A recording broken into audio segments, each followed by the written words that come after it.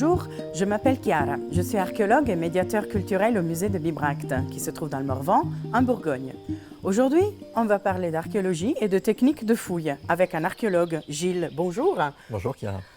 Ici, on est sur le site archéologique de Bibracte. Donc, on a beaucoup de vestiges autour de nous. De quoi il s'agit? Alors ici, effectivement, on a le résultat des fouilles archéologiques qui ont duré des années.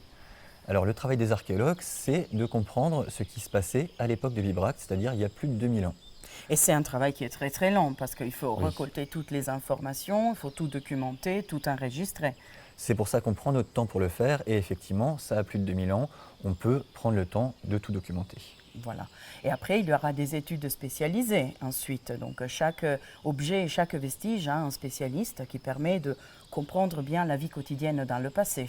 Non seulement pour comprendre la vie quotidienne, mais le travail de l'archéologue ne s'arrête pas là, c'est aussi de le présenter aux gens, donc certains objets finiront au musée.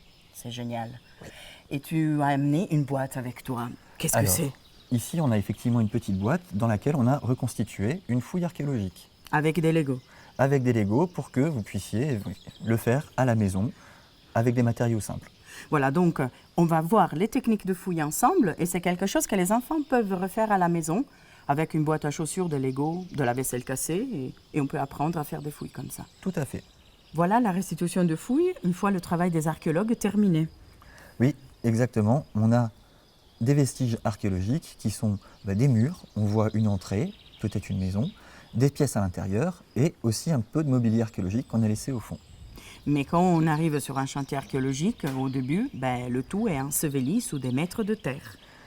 Alors, toute cette terre, elle s'est déposée pendant ces 2000 dernières années. Bien. Alors, avec quel outil on va fouiller tout cela? Alors, l'outil habituel des archéologues, c'est une truelle. La truelle, on utilise toujours la partie la plus plate et on enlève toujours la terre en partant de ce qu'on connaît vers ce qu'on ne connaît pas. Et nous, on connaît déjà la position des murs. On a la position des murs parce qu'ils ont affleuré en bord de terre, donc on enlève toujours la terre vers l'arrière en tirant délicatement et en descendant au fur et à mesure. Toujours doucement. Toujours délicatement. Bien, mais comme à la maison, vous n'avez pas de truelle, une petite cuillère, elle fera bien l'affaire. Et on l'utilise de la même façon, et toujours délicatement.